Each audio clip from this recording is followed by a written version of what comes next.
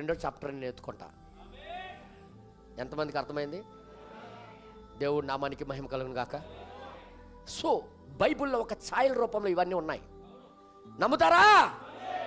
నిజమైన వాస్తవ కాలంలో మనం ఉన్నాం కదా. ఈ కాలంలో జరగవలసినవన్నీ బైబిల్లో ఒక ఛాయ రూపంలో జరిగించాడు దేవుడు. ఎంతమంది వింటున్నారో నాకు తెలియదు, కానీ ఇది వాస్తవం.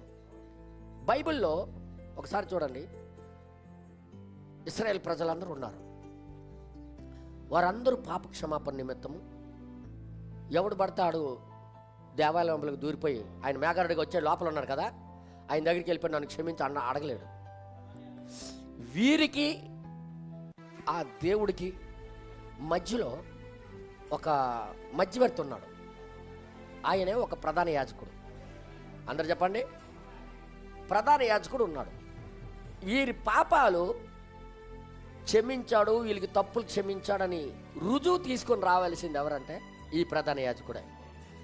ఈయన ఏం చేస్తాడంటే, వీళ్ళ కొరకు బలి అర్పించిన అర్పణ రక్తము పట్టుకొని వెళ్ళి అతి పరిశుద్ధ స్థలంలోకి ప్రవేశిస్తాడు.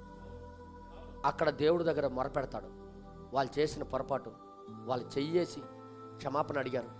ఇదిగో రక్తం, ఈ రక్తం చూసి క్షమించండి, రక్తం చూసి వాళ్ళ పాపాలు చూడు, రక్తంలో నుండి చూడు, వాళ్ళు ఎర్రగా ఉన్న పాపాలు మీకు ఎలా కనబడతాయి చూడండి అని అనగానే దేవుడు ఏమనేవాడంటే, ఆ యాజకుడు ఏం చేసేవాడంటే,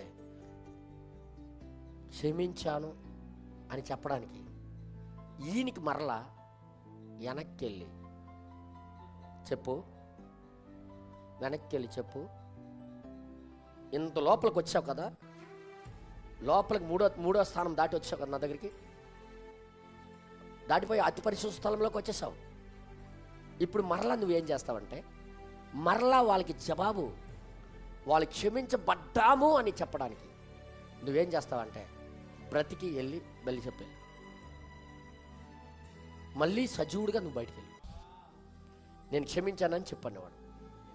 వీళ్ళు ఈ గంటలు తొడిగి ఈ ప్రధాన యాజకుడు ఆ డ్రెస్ వేసుకొని వెళ్ళాడు లోనికి, గొర్రె పిల్ల రక్తం పట్టుకొని తీసుకొని వెళ్ళాడు. ఒకవేళ పొరపాటు అయితే నడుముకి తాడు కట్టుకొని వెళ్ళేవాడు. ఒకవేళ దేవుడు క్షమించట్లేదు, ఈయనది వాళ్ళది క్షమించట్లేదు అన్నాడు అనుకో, అక్కడే పడిసేస్తాడు. మళ్ళీ లైఫ్లో రాడు తిరిగి. ఆ చచ్చిపోయినోడికి లాక్కోవడమే, ఇంకా తాడు పట్టి లాక్కోవడమే బయటికి. చచ్చిపోయాడు కదా ఎత్తుకుంటానని వెళ్ళడానికి లేదు, తాడుకి పట్టి లాగేవారు బయటికి, అవుట్. కానీ బ్రతికి తిరిగి వచ్చాడు అంటే వీళ్ళందరూ గట్టి కేకలేసేవారు హల్లెలూయా అని. అంటే దేవుడు మనల్ని అంగీకరించాడు అని.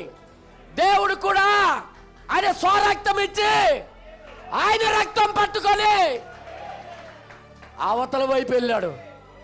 హెబ్రీ రాసిన పత్రిక ఏం చెప్తుంది?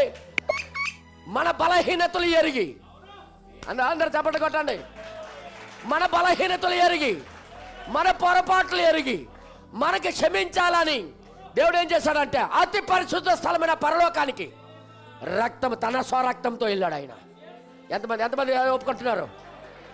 ఇక్కడ భూమి మీద ఉన్న ప్రధాన యాజకుడు అయితే ఇంకొక గొర్రెది ఎక్కించేవాడు, గొర్రెది పట్టుకుని వెళ్ళేవాడు. కానీ ఇక్కడ ఈయన అయితే ఆయన సొంత ఆయనే గొర్రె పిల్లగా ఉన్నాడు ఆయన.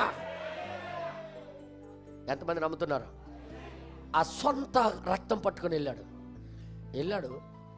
సమాధానం ప్రజలకు ఏం రావాలి?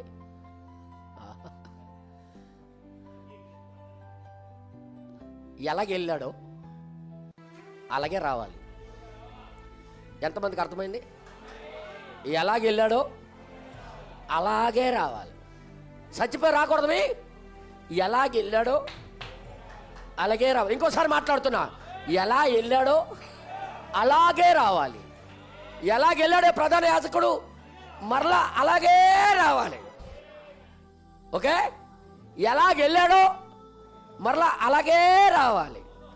ఎప్పుడు వచ్చాడో వీళ్ళు అతిక్రమములన్నీ చెల్లు. అందుకే మన ప్రభువైన యేసుక్రీస్తు మేఘారుడుగా ఆయన రక్తం పట్టుకొని వెళ్ళాడు. ఆయన మరలా చివరి దినాల్లో సంఘాన్ని అంగీకరించడానికి, సంఘానికి ఎత్తుబాటులో తీసుకొని వెళ్ళడానికి మరలా అలాగే ప్రత్యక్షమయ్యాడు. ఎంతమంది అలాగే వచ్చాడని నమ్ముతున్నారా? ఇప్పుడు మన ధైర్యం ఏంటి తెలుసా? మనం ఇంకా పాపానికి బానిసలుగా ఉన్నక్కర్లే. మనమేమో రోగాలుగా పడి ఉండడానికి వీళ్ళే. మన ధైర్యం ఏంటి తెలుసా? మన ప్రధాన యాజకుడు బ్రతికున్నాడు. మన ప్రధాన యాజకుడు మళ్ళా మనకు కనిపించాడు. ఇప్పుడు మనం ఏం చేయాలైతే ఆనందంతో సాతానుతో మాట్లాడచ్చు. ఏయ్, నువ్వు నాకేమి చేయలేవు. నా ప్రధాన యాజకుడు బ్రతికే ఉన్నాడు, అదిగో. నా ప్రధాన యాజకుడు కనబడుతున్నాడు, అదిగో. ప్రధాన యాజకుడు నా ఇంట్లో ఉన్నాడు, చూడు. మా ప్రధాన యాజకుడు బ్రతికి ప్రత్యక్షమయ్యాడు, చూడు. ఇప్పుడు నాకు నువ్వు చంపలేవు, నాకు నువ్వు మోసగించలేవు. నేను ఇక పాపానికి దాసుడు కాదు, నేను స్వతంత్రుణ్ణి. నన్ను క్షమించడానికి వెళ్ళాడు, క్షమాపణ తీసుకొని వచ్చాడు. ఇప్పుడు నాకు బ్రతకడానికి వర్తమానం వచ్చింది. ఎంతమంది చప్పట్లు కొడతారు?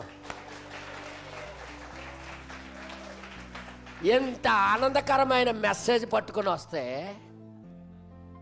ఎగతాళ,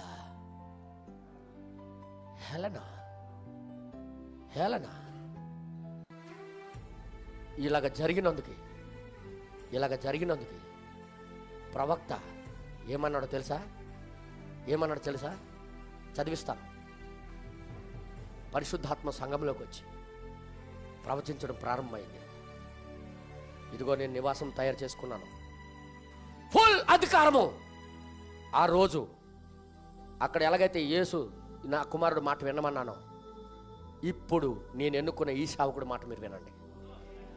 నేను వచ్చేసాను మీ మధ్యలోకి. ఎంతమందికి అర్థమవుతుందన్నా? ఆయన వచ్చాడు కాబట్టే గుండెకాయలు అనుకునేది ఆయనకు అర్థమైపోయేది. హృదయాల్లో ఏం ఆలోచించుకున్నా తెలిసిపోయేది. ఎక్కడ సీక్రెట్గా తప్పు చేసినా తెలిసిపోయేది. ఎంత రహస్యంగా చేసినా బయట పెట్టేసేవాడు. అది దేవుడు తప్ప మరెవరు చేయలేరు. అది దేవుడు పరలోకంలో ఉండిపోతే ఇది ఎలాగ జరుగుద్ది?